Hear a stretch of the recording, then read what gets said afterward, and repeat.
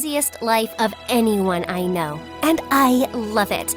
Dog walking, school clubs, field hockey, part-time job at the diner, babysitting. I did it all.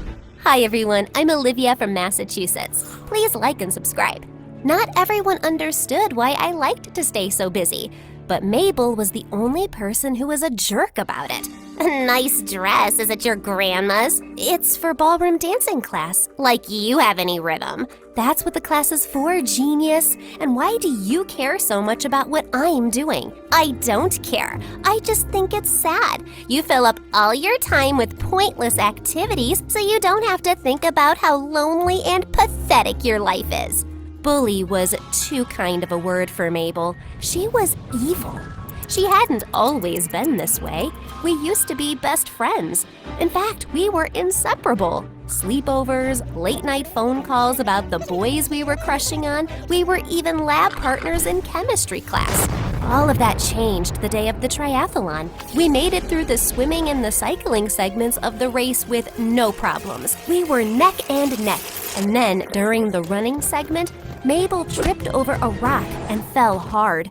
I think I've broken my ankle. Should I find a medic? Or maybe I can help you up so we can both finish? I felt guilty, but as the other runners raced past, all I could think about was beating them. Mabel had been so excited for us to do this together, though. No, you go ahead. I'm sure help will be here soon. I hesitated, but only for a second. Okay, I'll see you after the finish line. I sped off, leaving Mabel behind. Things were never the same after that. I tried connecting with Mabel over and over, but she wanted nothing to do with me. And then our paths just kind of went in opposite directions. I was still super competitive and always involved in sports and other physical activities, but Mabel became more introspective and artsy. She joined the theater club and even DJ'd on weekends. Sometimes I still miss her, but then she'd shove me into a locker or make fun of me behind my back, and I'd remember that she's a bully and a jerk. I'm better off without her. As my partner Pierre twirled me across the dance floor at class that night, I felt everything else fade away. All my cares and worries, even my other hobbies. It was nice to let go. But after class, Mabel's words were ringing in my head. I stopped to talk to Pierre. We didn't go to the same school, but we were the same age, and he knew me better than almost anyone. You don't think she was right, do you? She has a point. You move non-stop like a shark. Almost like you're afraid if you stop swimming, you'll drown. A shark couldn't pull off these moves. Come on, be serious for a second. What are you trying to escape from? Right now? This conversation. I stomped off. Whatever you say, shark girl. What was everyone's problem today? I expected that treatment from Mabel, but I had to admit it hurt to hear Pierre agree with her. The next day, Mabel was laughing in the hall, and her stupid friends kept glancing over at me. Finally, I had enough and marched right up to them. What's so funny? Nothing. I signed you up for the triathlon, that's all. What? You can't just sign another person up without their consent? Fine, don't do it then. You're obviously too scared. I was smart enough to know she was manipulating me, but my competitive side was drowning everything else out. Scared? I wasn't scared of anything. I don't mind, I'll do it. Besides, I'm not the one who couldn't finish. That wiped the smirk right off Mabel's face. I felt satisfied as I strode off down the hall, but then my guilt came rushing back. Whatever, why should I feel guilty? She's the one who put me in this position. I threw myself into training. If I was going to do this, I was going to win. I swam laps in the pool, biked up a mountain to build endurance, and ran everywhere instead of taking the bus. One morning, when I came up for air in the pool, I was surprised to see another person swimming laps. Usually this early, I was the only one here. Wow, she was fast.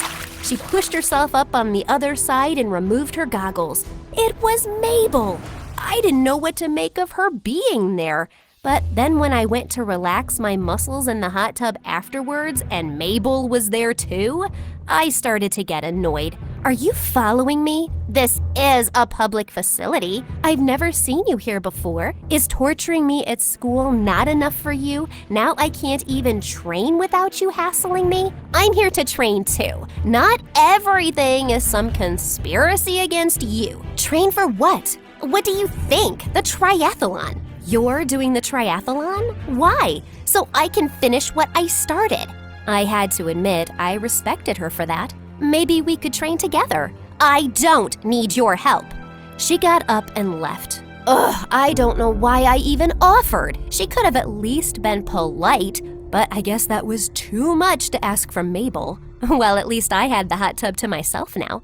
At ballroom class later that night, I was dancing furiously. Usually, I was able to let everything else slip away, but this time I couldn't focus. Hey, this isn't your triathlon. Slow down. It's supposed to be fun. I'm sorry, Pierre. I know I'm not being a very good partner. Are you kidding? You're great. Everyone else here needs a cane. What's on your mind? It's Mabel. She signed up for the same triathlon I'm doing. She has the right to, doesn't she? I'm not saying she can't. I just don't know why now, after all this time. I remember when you guys used to be attached at the hip. I know you still miss her sometimes, even if you won't admit it. Actually, you don't know that, because I don't miss her. I stomped off again. Watch out, shark girl coming through. All throughout training leading up to the triathlon, Mabel was like my shadow. Everywhere I looked, she was doing the same thing. If I was on the treadmill, she increased her speed. If I was in the pool, she swam just a little bit faster. It didn't intimidate me because being fast in controlled conditions was very easy compared to the triathlon, which took place outdoors, and that was where I dominated. We didn't speak again after that conversation in the hot tub, but we were never far from one another. It made me notice how careless Mabel was with her safety. So when she wasn't looking, I tried to help. All the training had me exhausted. My mom must have noticed because she brought some cookies and tea to me in bed one night. I know you don't like quitting, honey, but there's no shame in walking away from something that's no longer making you happy. You don't have anything to prove to anyone. Mom, I can't just walk away. Mabel would never let me live it down. Mabel is your friend. She's not going to judge you for taking care of yourself. She's not my friend. She's my nemesis. We haven't been friends in a long time. I know, sweetie. I guess I just always hoped you two would find your way back into each other's lives. Now eat your cookies before your dad steals them. I didn't have the heart to tell my mom that that was never going to happen. Plus, my mouth was full of chocolate chips. That night, I dreamed I was going for a jog when suddenly the whole world turned into a treadmill. I wanted to get off, but I knew if I stopped running, I'd fall into space and float away. And there was Mabel with her arms crossed, laughing at me. When I woke up, I was jogging in place in my pajamas. The next day, Mabel and I were biking down a gravel road. Not together, but at the same time. Suddenly, Mabel hit a rough patch and flipped over her handlebars. Ooh, ouch. That looked painful. Are you okay? I'm fine. Don't worry about me. It's not like you ever have before. How long are you going to hold on to that grudge? You're the one who told me to keep going and finish the race. Or do you not remember that part?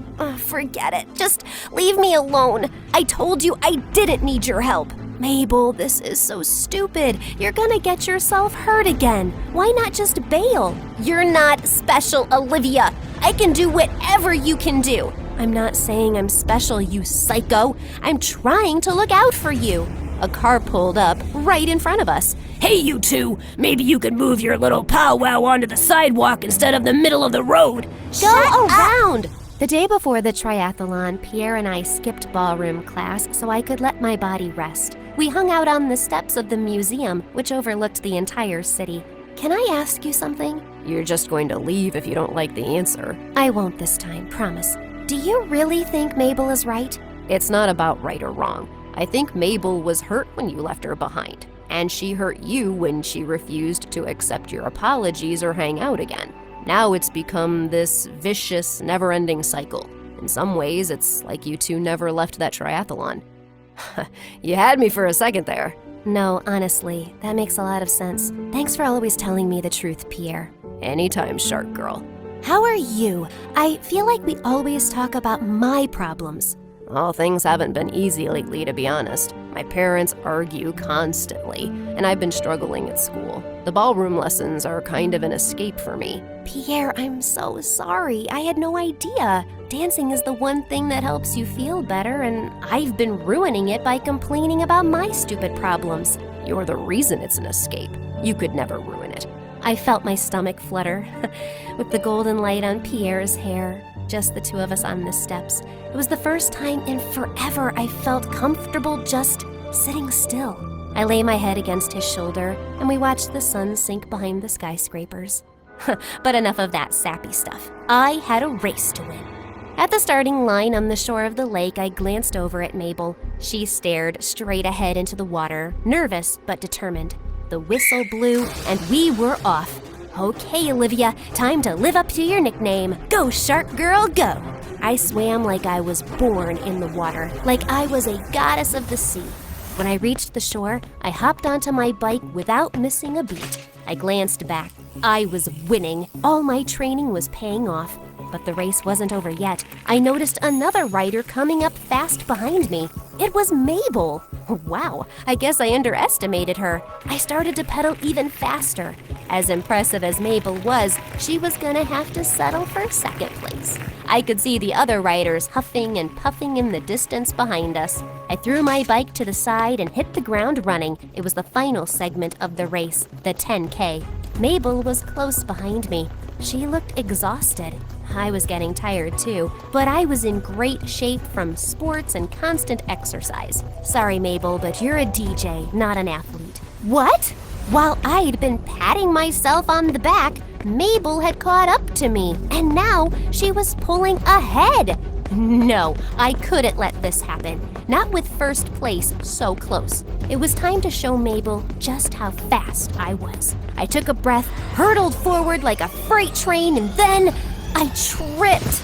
I fell on my face in the dirt and hit my shoulder on a rock. Ow, ow, ow! Well, so much for winning. I started to cry. Then a hand appeared in front of me to help me up. Why are you stopping? Mabel, you can win this. Go, you earned it. I know you were looking out for me during our training. I told you not to help me, but I'm glad you did.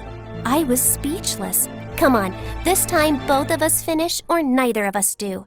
I couldn't believe that after leaving her behind all that time ago and how messed up things had become between us ever since, Mabel was willing to lose the race just to help me.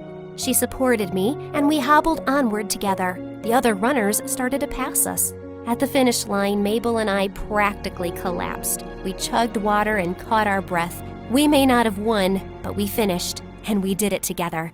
Mabel, I'm so sorry. I never should have put the race before our friendship. I'm sorry for all the time we lost because of my stupid, selfish, competitive streak. If I could go back, I'd do it differently. I'm sorry, too, for bullying you and for being stubborn and taking so long to forgive you. Does that mean you forgive me now? Mabel didn't answer. She just wrapped her arms around me in a bear hug. From that moment on, Mabel and I were best friends again. I went to all her DJ gigs, was always there to support me at my races, from the sidelines. We had our different interests, and that's okay. What mattered is that we were there for each other through the ups and downs. At the next ballroom lesson, Pierre was waiting for me. How's it going, Shark Girl? Before he could finish his question, I kissed his life, and I was never going to take them for granted